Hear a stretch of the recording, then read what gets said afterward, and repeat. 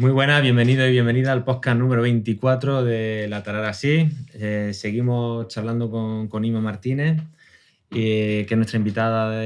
Lleva ya tres podcasts con nosotros, y también con Marta y con Juan y con un servidor, con Juan Antonio. Pues bueno, en el podcast pasado nos quedamos hablando sobre los límites y bueno, me gustaría que me respondiese, Ima, a qué dificultad te encuentras tú con los padres cuando tienen que poner límites y no los ponen. ¿Cuál es el miedo, cuál es el mayor miedo, cuál es la mayor dificultad? ¿Qué es lo que ocurre y por qué no llegan a ponerlos cuando a lo mejor saben que tienen que hacerlo? Bueno, cuando saben que tienen que hacerlo, la mayor dificultad es la confrontación. El confrontar con el hijo, ¿no? El verse en la situación en la que dé una respuesta. Entonces, siempre el miedo es a la respuesta que dé. Esto hace que no pongan los límites o que los flexibilicen, con lo cual al final es casi mejor que no hubiese límites. Si vas a poner unos límites que no se pueden, que no los puedes sostener, pues casi peor, porque el adolescente entonces como que coge más espacio y más lo empuja, esos límites. Más se confunde, ¿no? Claro, más al final los límites es para que él, como está internamente, que necesita establecer sus propios límites, pues lo que se le facilita es la experiencia. Si más se confunde, pues como más rebote tiene, más los presiona. Entonces, ¿qué consejo podrías dar a los padres? Pues mira, los Madres. límites tienen que ser pocos. Tienen que ser pocos, pero tienen que ser claros. Y que el adolescente los pueda entender, el sentido que tienen. Es muy importante porque para poder hacer algo uno tiene que poder encontrarle un sentido y un significado. Si no, es simplemente reproducir lo que me dicen sin ninguna motivación, ¿no? Aunque podamos entender que el adolescente esos límites no los va a querer aceptar. Y ahí es donde viene también la segunda parte con los padres. Los padres quieren que los hijos acepten los límites diciendo, sí, papá, gracias. Es estupendo este límite que me pone, sí que me ayuda mucho en mi desarrollo. Claro. Entonces, no es como aceptar que vas a poner un límite y que el adolescente va a tener una respuesta y que hay que dejarlo que tenga esa respuesta. Porque muchas veces lo que se le pide es que no exista esa respuesta. Entonces, ¿cómo se desahoga? ¿Cómo hace valer lo que siente, ¿no? ¿Cómo lo pone sobre la mesa? Si se frustra o se enfada, ¿no? Responde con rabia o se encierra en su cuarto, ¿no? Claro, ahí hay que dejarlo, ¿no? También cuando pues da esa respuesta, pues esa respuesta también tiene un límite, pero bueno, cuando se llega al límite pues, a la falta de respeto o que se daña a sí mismo o que le haga daño a los demás, pero hay que dejarle ese espacio. Entonces, claro, los padres ahí es lo que tienen miedo, a esa respuesta del adolescente. Bueno, ¿algo más quería añadir? Sí, el porque sí, ¿no? El evitar el porque sí. Yo creo que en el límite esto es así porque sí. Sino, yo creo que puede haber una comprensión, que pueda entenderlo. Y yo creo que también hay una parte en el hacerlos partícipes a la hora de establecer el límite, ¿no? Que ellos puedan también decir, esto me parece bien, ¿no? Bueno, ¿Y qué te parece si acotamos por aquí? Que o pueda por ser allá? un determinado aspecto, yo creo que es una negociación. Yo, por ejemplo, con el tema del teléfono, tengo una aplicación de estas que es de control parental y bueno, hay una serie cuando entramos en vacaciones, pues hay una serie nos sentamos y hablamos y dentro para mí es importante que no esté mucho tiempo, que tenga en la hora de sueño no lo tenga, hay determinadas premisas que son inamovibles de alguna manera, pero bueno, hay otras que hay flexibilidad. En la medida que permites que pueda aportar algo, lo hace más suyo, porque al fin y al cabo forma parte de que el límite es suyo también, pero si no, si el límite es solo desde el exterior, desde ahí poco voy a poder acompañar, ¿no? Pues, hacer lo mío, porque como me voy a pelear, creo que la pelea va a ser mayor, ¿no? Del adolescente. No, el límite, que el límite no rompa la relación de confianza para mí, es decir, el límite tiene que tener un para qué, tiene que tener un sentido que normalmente va a ser de cuidado, para acompañar un proceso de maduración.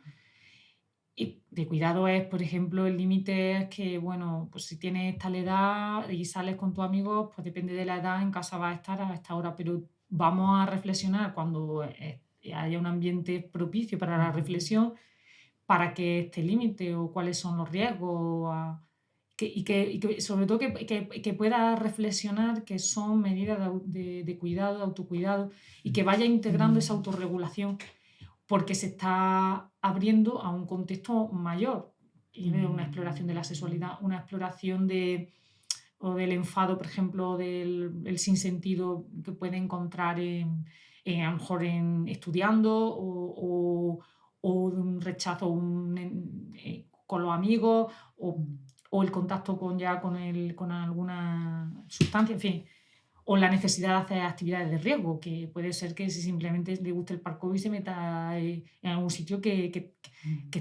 ponga en riesgo su integridad física, ¿no?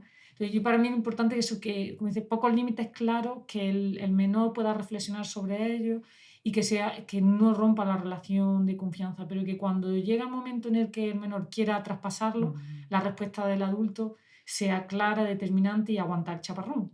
Porque es lo único que te queda, aguantar, que se enfade, en fin.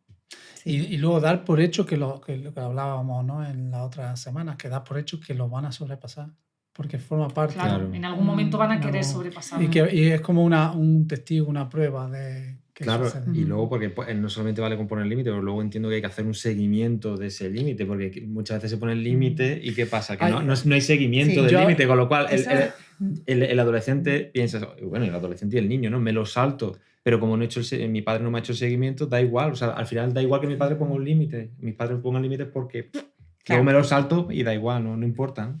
Por eso decía yo, bueno... Un segundo, porque es que se me escapa y se me va. Era el cuándo se pone el límite, porque normalmente el límite aparece como consecuencia. Entonces, yo creo que ahí hay una distorsión, porque que cuando tú decías, el límite tiene que aparecer en un momento en el que estamos relajados. Pero si el límite aparece como una consecuencia de algo que ha sucedido y en ese momento te pongo, no es realmente un límite que esté calibrado, que esté consensuado, sino es una consecuencia establecida. El límite se establece como una consecuencia, ¿no? Es lo como yo veo que ahí genera mucha... Sí, además yo a veces caigo en eso. Tengo que agarrar y a veces, Claro. a veces como caigo. Ahora, caigo, y a mí también me pasa, ¿no? No, ahora que ha pasado esto, entonces esto a partir de ahora va a ser así. Sí. Y es como claro, si no estaba puesto de antes, no, pues puede pasar, si no está definido, puede pasar. Sí. Perdona, Marta, porque que siga ella. Sí. No, es que lo que quería comentar es que, claro, el límite está totalmente unido a las circunstancias y a la situación. Por eso, con lo que va aconteciendo, pues van surgiendo los límites, que lo que hacen es que protegen. Y también otra finalidad importante de los límites es la contención en este momento vital. El adolescente necesita que se le contenga. Y no solamente se le contiene con límites de la hora, de tienes que hacer esto, tienes que hacer lo otro, sino también, y es muy importante, aprender a contenerlo en la comunicación. Porque muchas veces lo que lo llevamos es a traspasar los límites, a que ellos vayan hacia más agresividad, hacia más falta de respeto, y entonces ahí es importante que nos demos cuenta dónde está el límite, pero dónde está el límite nosotros como adultos para acompañarlo. Un adolescente que está efervescente y que está en una discusión, si tú lo que haces es empujarlo más, pues está garantizado el desborde. Si tú lo que haces es contener, y a veces se contiene con el silencio, se contiene solo con una frase o se contiene con una mirada, entonces ahí es donde es muy importante que tomemos conciencia de qué importante es contener en los diferentes aspectos.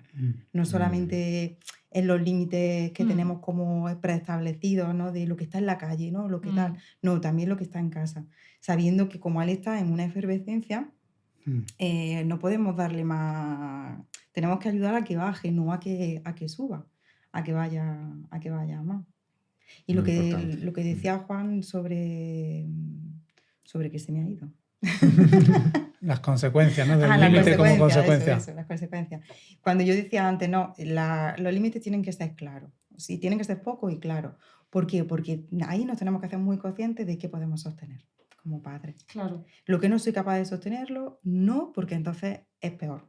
O sea, tiene un efecto que es menos beneficioso para él y para todos. Entonces, ahí, si tengo pocos límites y luego tengo que hacer un seguimiento, si no voy a hacer ese seguimiento, no puedo hacer ese seguimiento, casi mejor que no tuviese el límite, porque es que entonces, al final lo que hace el adolescente es que entonces es cuando establece una relación de poder donde sale la incoherencia. Y ahí entonces como sí que en el proceso de aprendizaje, pues bueno, si el padre tiene la capacidad para reconocer la incoherencia, no hay problema, porque forma parte de lo que somos. Pero si no la tiene, entonces cuando va a coger y como no tiene autoridad, porque no hay coherencia, va a ser autoritario. Entonces ya entramos La pescadilla que se muere la cola. En en... cosas básicas, por ejemplo, yo lo quiero trasladar, que Juan Antonio no sé qué te gusta, a cosas concretas, que es, por ejemplo, pues todo el mundo quita la mesa o sea, se hace cargo de sus platos. Bueno, hablando ahora estoy pensando en mi hija, tiene 7 años, pero lo mismo para un adolescente, o recoge tu ropa o la lleva al canasto de la lavadora, en fin, por poner cosas así muy básicas del día a día. Claro, un día te lo digo y no lo haces y te pongo entonces la consecuencia. Pues hoy no va a haber tele, ¿no? Un castigo ahí también encubierto. Pero bueno, te pongo, porque no lo estás entendiendo, te pongo el límite, pero luego al día siguiente te levantas y si no retiras los platos no pasa nada, ¿no? Y a veces, como estos rescatos de algún programa que también se ha hablado, a veces es una cuestión de los padres, esa supervisión que estáis diciendo, es simplemente un recordatorio. A veces el acompañamiento con el menor es simple recordándoselo. Oye, te recuerdo, oye, te has dejado esto aquí porque a lo mejor, pues yo qué sé, se ha ido al baño y se le olvida a lo mejor ya los platos o está esperando que lo quite otro. Oye, mira, que te lo has dejado. Es de simplemente que estás aquí. Si no negociamos entre todos quién hace qué. Y efectivamente ya en los momentos de crisis, como tú dices, la contención emocional, que es que poder bajar un poquito el fuego y poder luego hablar con más tranquilidad o poner el límite en el insulto o en las voces que puedan venir, ¿no? Respecto a las consecuencias, como tú decías, ¿no? Es como, también es ayudarlo, por ejemplo, tiene que quitar la mesa, ¿no? Y no la quita, pero la suele quitar, pero no la quita. A veces directamente se pasa a poner una consecuencia, ¿no? Y previamente a eso es poder pararte y decirle, oye, ¿qué te ha pasado? Porque Claro. hoy no la has quitado, ¿no? Y hacerle reflexionar, si tú no la quitas, ¿quién la quita, no? Es como tu responsabilidad, entonces la te cojo yo, la coge tu hermano, ¿tú cómo te sientes con esto, no? Porque yo me estoy sintiendo, pues, como me sienta. Eso puede ser, porque al final lo que buscamos con las consecuencias es que tenga un aprendizaje. Entonces hay muchas formas de aprendizaje también, ¿no? Que los padres cuando hay que poner consecuencias, pues se agobian mucho porque no saben, ¿no? Y es como, pero ¿y qué quito? ¿Qué tal? Y a veces no es quitar, también es poner, ¿no? Es como facilitarle una experiencia donde reflexione, ¿no? Es como, bueno, pues entonces a lo mejor vas a colaborar tú en algo más, también para que... Sí, o O de qué te vas a hacer cargo. O haciéndoles Claro. conscientes, muchas veces haciéndoles conscientes del impacto del no hacer. Mira, voy a rescatar, que nos gusta rescatar experiencias. Esto con mi hija, nuestra hija tiene 7 años y ya nos ha pasado. Recientemente ella tenía la sensación de que ella siempre pone la mesa. Entonces tiene la sensación de que siempre la pone y la quita. Y entonces tiene la sensación de que ella hacía mucho que nosotros no hacíamos nada. Y entonces me decía, es que creéis que yo soy una criada. Es que soy vuestra criada, que vosotros no lo hacéis. Y vale, bueno, tú sientes, decía, bueno, tú sientes que eso ella en un estado alterado. Bajando el tono, bueno, tú sientes que haces mucho, bueno, si no quieres poner la mesa, de todas las cosas que se hacen, dime la que sí que quieres hacer. Y bueno, total, que eligió. Y lo que nosotros hemos ido haciendo es que cuando ponemos la mesa le decimos, Julieta, date cuenta que hoy estamos poniendo la mesa.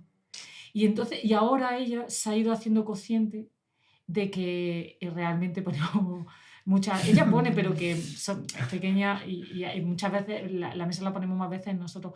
Pero es verdad que primero se ha hecho consciente de eso, con lo cual ya no lo dice, incluso da las gracias, reconoce que eso se está haciendo. Y por otro lado, ella sí que busca también participar en otras actividades que le resultan a lo mejor en ese momento más interesantes, como es, yo qué sé, pelar la cebolla, hacer otras actividades, ¿no? A mí eso veo que a veces, y al adolescente le pasa, a veces no puede ver el alcance de lo que hace, no puede ver el impacto, bueno, y nos pasa a los adultos, no ve el impacto de lo que tú haces en el contexto, ¿no? Nos decía otra compañera Nati, como ella en su casa, por ejemplo, poner la mesa le correspondía a un miembro de la familia y un día no quería ponerla, entonces los otros 3 miembros se quedaron de pie comiendo en la cocina.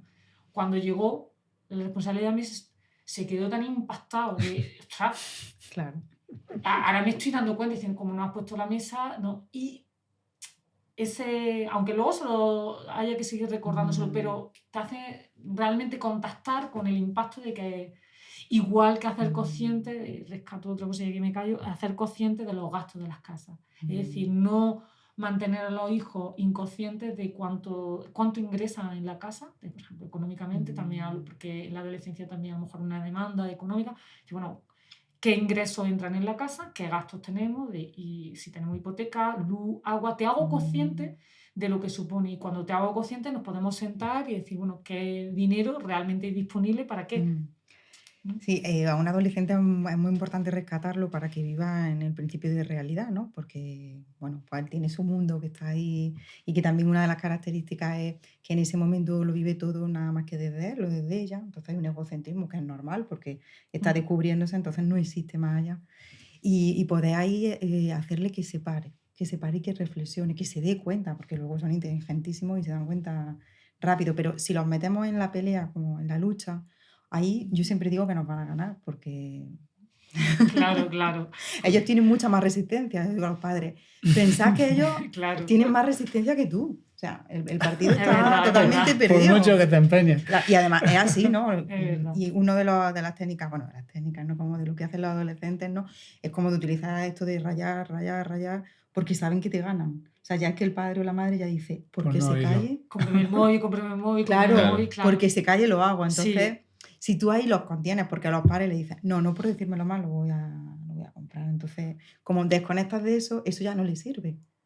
Y se da cuenta y dice, ¿para qué voy a seguir? Pero cuando lo han utilizado y ven que eso funciona, Es cierto. pues hasta que te llevan al aburrimiento. Es cierto. ¿Cómo de importante la honestidad en la adolescencia? Que seamos honestos con los adolescentes. Pues yo creo que es vital en todo el proceso de la vida, ¿no? Pero en la adolescencia mucho, porque el adolescente está muy confundido, y si tú a la confusión le metes deshonestidad, pues entonces es un caos. La honestidad lo que hace es que vea la realidad y que pueda afrontarla. Entonces muchas veces los padres no le quieren decir aspectos que ya saben, ¿no? Es como los niños, ¿no? Como suele dar mucho cuando los padres se van a separar y están muy preocupados por cómo decírselo a los hijos, y los hijos ya saben antes que ellos que se van a separar. Claro. Entonces, como dificulta cuando los padres no hacen frente a la verdad, porque la verdad está en el campo y yo creo que todos la sabemos, pero un adolescente, como está con su nublina y ve menos, y entonces le dificultamos al adolescente. Si lo que le estamos acompañando a ser adulto, hay que hablarle como a un adulto, ajustándonos al momento que él tiene, ¿no? Pero las cosas se pueden hablar. No ayuda no hacerlo, ¿no? Yo cuando trabajo con las familias trabajamos todos juntos, porque es que el problema está ahí. Entonces, ¿por qué lo vamos a hablar por separado? Luego tendré que atender pues cosas que se tengan que trabajar con ambas partes, pero la realidad la ponemos aquí porque es la que participamos todos de ella. Por lo tanto, todos tenemos que aportar algo para que esta realidad cambie.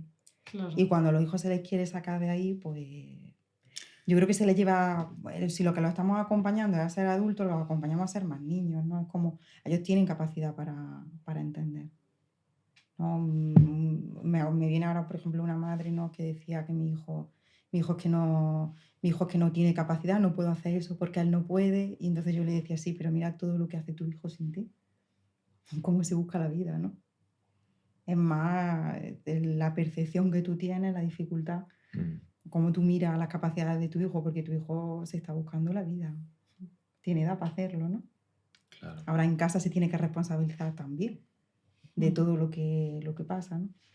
También yo creo que, no sé si es también por el momento que estamos viviendo, que hemos tenido más acceso a más posibilidades de todo tipo, tenemos como más derechos, ¿no? Lo que decía Marta es súper importante, el poder hablar con los hijos sobre la realidad que hay, desde la honestidad, y sobre todo también hacerles ver que no solamente tienen privilegios y derechos, que también forman parte de casa y tienen unas responsabilidades. Y esto les cuesta mucho, porque como están solo mirándose a sí mismos, pues solo quieren, ¿no? Quieren, pero bueno, ¿y tú qué aportas? Que eso es enseñarle a ser adulto, ¿no? Un proceso de la madurez, ¿no? De claro. ¿Cuál es tu responsabilidad? ¿Cuál es tu fruto que vas a dar tú, no? Claro. Que va a ofrecer toda la vida, tomar, ¿no? al dar. Claro. Claro, y va encontrando ese equilibrio, pero claro, hay que hacerles partícipes de todo lo que hay, o la tarea, o de lo que hay que hacerles partícipes. Rescato, bueno, conocimos a unos directores de un colegio que nos fascinó en Colombia, que se llama ALA, Colegio ALA, que lo podéis buscar por internet y verlo. Y ellos trabajaban con los adolescentes con una exquisitez impresionante y tenían un taller de forja porque consideraban que era un elemento con mucho simbolismo para trabajar en la adolescencia. Que entendieran que el hierro, el adolescente se posiciona, claro, a lo mejor le gusta pues desde su egocentrismo, que le pasa al niño de 2 o 3 años en la rabieta. Me posiciono y me posiciono muy rígido. Y entonces le ayudamos a moldear el hierro, a forjarlo, para que viesen que también el hierro, por muy duro que sea, también se forja, se dobla, se moldea, y es necesario que se moldee, ¿no? Para dar un fruto bello, ¿no? Y acompañaban con mucha delicadeza a los adolescentes para que pudieran pasar al tránsito y acompañan del adulto, dejando a los padres, quedándose en paz con el padre, con la madre, con lo que han recibido, con lo que le han dado, para ir hacia ser adultos ya dando, como decía, entregando, dando fruto, ¿no? Y bueno, da un resultado extraordinario. Así vemos eso nosotros por aquí, por España, por Jaén. Muy bien, Inma, pues algunas claves finales ya para trabajar o estar con los adolescentes. ¿Qué clave nos daría a los padres? Bueno, pues un poco resumen de lo que hemos hablado. Yo creo que pues los adolescentes necesitan adultos, ¿no? Y los adultos, a mí me gusta mucho el origen de las palabras, lo miro siempre. Entonces, el adolescente, el que está creciendo, el adulto es que está crecido. Entonces, es como, hay veces que yo digo, es que es una cuestión muy obvia, ¿no? Como muy básica. Entonces, si tú estás crecido, lo tienes que acompañar. Entonces, los adolescentes necesitan adultos, que ya por edad son mayores, ¿no? Entonces, eso ya nos dice mucho. Necesitan adultos que ocupen su lugar, adultos que se manejen emocionalmente, que puedan gestionar la emoción y ayudarla a gestionarla. Necesitan adultos que digan no y que sostengan el no.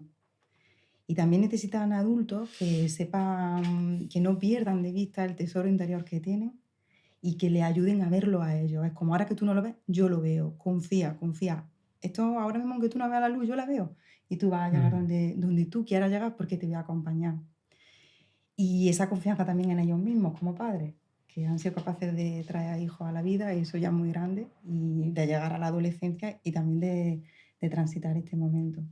Y ya por último, pues como equilibrar el amor y la autoridad, que no el ser autoritario. Es muy importante en la adolescencia. Y también pues con ese amor, pues impulsarlo a la vida, a que exploren con prudencia, pero con mucha pasión, pues todo lo que tengan que explorar. Estupendo, muchísimas gracias. ¿Queréis...? No, un placer. No, yo agradecerle mucho a Inma que nos has dado, vamos, a mí me ha encantado escucharte y creo que va a servir de mucha ayuda, ¿no? También el agradecértelo mucho. Y si yo añadí un poco el poder verlo de la parte esa de lo fascinante que es de la adolescencia. Yo veo a mis hijos ahora que empiezan a quedar con los amigos, con los otros, en las relaciones. Y aquí rescato a Carlos Hue, ¿te acuerdas que nos hablaba? Que es un coach también que está muy vinculado a la educación, y decía que él hablaba con los niños siempre con lo más importante. Dice, los niños, lo importante, ¿verdad? Lo importante, los adolescentes, perdona, es ligar. Es lo importante. Entonces, hay que andar por ahí. Yo, ¿no? Que he trabajado con ellos y decía, lo importante es ligar. Y vamos a hablar de ligar. Y luego ya vemos, ¿no? Pero ligar de bebé o ligar con las chicas. Ligar con las chicas. Ligar con las chicas. Y él lo relacionado con los chicos, claro. Y me gusta, vamos, me gustaba cómo lo planteaba, porque que también se tiene que tener presente eso, lo importante que es la relación, como que dentro de todo eso, ¿no? Que al final hay una apertura a la vida fascinante, ¿no? Depende cómo se mire, ¿no? Claro, y ser testigo de eso tiene que ser como que podamos maravilla. limpiarnos las gafas para poder ver también claro, todo disfrutarlo. Eso. Yo también agradecerte, que ha sido un placer recordar todo el trabajo que haces en individual y en grupos para que la gente, algunas familias que no están escuchando y a lo mejor están en una situación ya que necesitan ayuda, Pueda tomarte como que te referente, busquen, claro. Inma Martínez, que te busquen y que puedan nutrirse de lo que tienen. Y luego una frase lapidaria que voy a soltar, que el otro día la solté y me gustó y la voy a repetir, que tranquilidad, que esto es un camino hacia la muerte, que no vamos a ningún otro lado nada más que a morirnos, entonces vamos a tomárnoslo con calma al viaje. Qué bueno. Que no es, que esto no está, que es dramático, que al Tomarse final adecuado. es, ¿qué es? Que pueden ser 10 minutos o 20 Claro, años. entonces como no, o sea, ese es el camino, entonces No apostamos por otro final, ¿no? no hay otro final. Ese, y entonces es lapidario porque es que ese sí que es verdad y no me digáis que no. Eso es verdad, ¿eh? Sí, Es esa verdad. de las pocas certezas que tenemos, que eso va a llegar. Muy bien, Inma, pues me sumo al agradecimiento. Muchas gracias. Te invitaremos otro día, Sí, ¿no? sí, por Si supuesto, has estado seguro. como... Bueno, yo también quería vendrá agradecer que me hayáis invitado porque ha sido un placer. Yo sabía que iba a ser un placer, pero bueno, se ha corroborado que así ha sido. Así que Gracias. estoy aquí Estupendo. cuando me inviten. Cuando me Estupendo. inviten. Te invitaremos, te invitaremos. Pues nada, ya sabéis que podéis seguir viéndonos en Apple Podcast, en YouTube, en Spotify, en iVoox también. Así que bueno, la semana que viene un poquito más. Hasta Chao. luego.